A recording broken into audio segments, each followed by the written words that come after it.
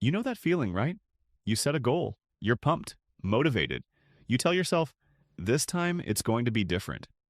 And for the first few days, it is. You wake up early, you hit the gym, you open that book, you make that plan, you start that side hustle. But then something happens. The excitement fades. That initial fire? Gone. Suddenly, sleeping in feels better than progress. Netflix sounds more relaxing than discipline. And before you know it, you're back where you started. Frustrated, disappointed, wondering, why can't I just stick to it? If that sounds like your story, listen closely. Because by the end of this video, you won't just hope to stay consistent. You'll learn how to force yourself to do what needs to be done, even when you don't feel like it. And that, right there, is the game changer. Chapter 1. The Myth of Motivation. Let me tell you a story. There were two friends, Adam and John. Every January, like clockwork, both of them would write down their goals. Lose weight, save more, start something of their own. Adam went all in at the start. He bought fancy planners, filled his room with vision boards, followed all the motivational pages, and even downloaded those morning routine apps. For the first week, he was on fire, waking up early, going to the gym, eating clean, and dreaming big. But by the second week, that fire started to flicker. The gym got skipped, the diet got pushed, the excuses, they piled up. I'm just not feeling it today, he'd tell himself. I'll restart next Monday. John was different. He didn't hype himself up. No vision boards, no motivational speeches on loop. In fact, he didn't feel like doing half the things on his list most days, but he did them anyway. No matter how tired, how uninspired, or how ordinary the day was, John showed up. Quietly, repeatedly, relentlessly, and months later, Adam was still planning, still waiting for the right mood. John was progressing, bit by bit, win by win. Not because he was smarter or stronger, but because he understood one simple truth. Motivation is a myth. It's a fleeting emotion, a mood that fades the moment life gets uncomfortable. It's that friend who hypes you up when the sun's out, but disappears when it rains. Adam believed motivation was the fuel to success. John knew better. He trained discipline like a muscle, not by feeling ready, but by forcing himself when he wasn't, especially when he wasn't. Because discipline isn't born, it's built. It's waking up when the bed feels warm, showing up when no one's watching, doing the work when every part of you wants to quit.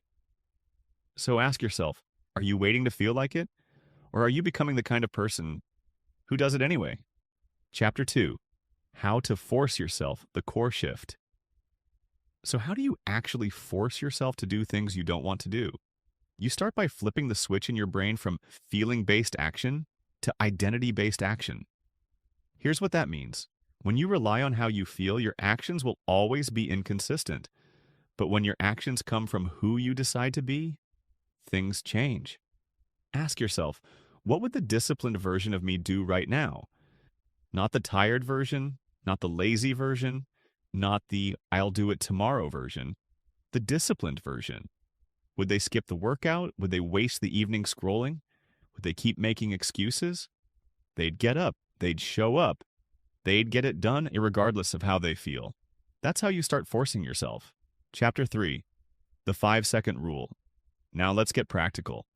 One of the most powerful tools you can use is something called the 5-second rule, popularized by Mel Robbins. Here's how it works. The moment you feel hesitation, the moment your brain starts negotiating, you count down 5, 4, 3, 2, 1, and move. Get up, open the laptop, put on your shoes. Start the work. Why does this work?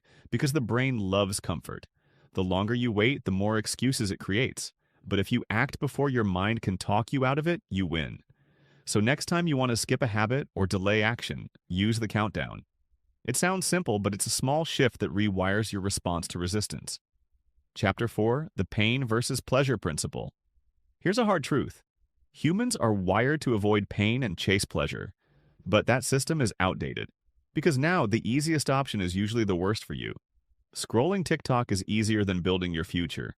Eating junk is more pleasurable than eating clean. Sleeping in feels better right now than pushing yourself through a cold morning workout. But here's the trick. You have to flip the pain and pleasure equation in your mind. Every time you choose comfort, remind yourself, this easy path comes with hidden pain. The pain of regret, of low energy, of being stuck, of watching your potential rot. And every time you choose the hard path, remind yourself, this discomfort comes with lasting rewards. Chapter 5. Micro wins. You don't need to climb the whole staircase today. You just need to take one step. Discipline is built by stacking micro wins over and over. You force yourself to write one paragraph, to do one push-up, to study for just 10 minutes. And here's the crazy part. Once you start, you keep going. Because momentum creates motivation, not the other way around. Don't wait to feel inspired. Feel inspired because you acted. Force yourself to show up for just 5 minutes a day, and those 5 minutes will multiply. Chapter 6. Become your own coach, not your critic. Let's be real. Forcing yourself isn't easy. Some days you'll fall short, you'll mess up. But here's where most people lose. They beat themselves up so hard, they stop trying altogether. Don't do that. Instead of being your own worst critic, be your own coach. If your friend messed up, would you call them a failure? Or would you tell them, get back up? You've got this. Talk to yourself like that.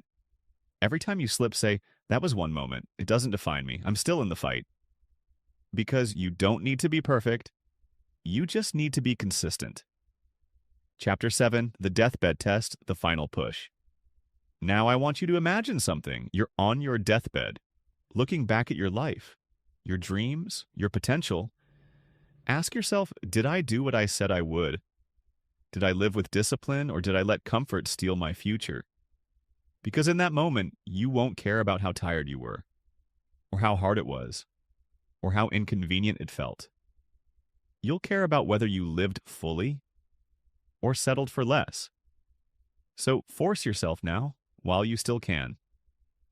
While time is still on your side. While your story is still being written.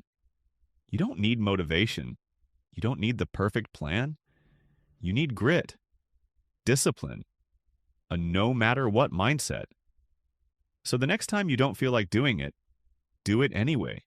Force yourself to become the person your future self will thank. Because you're not weak, you're not lazy. You're just one decision away from greatness.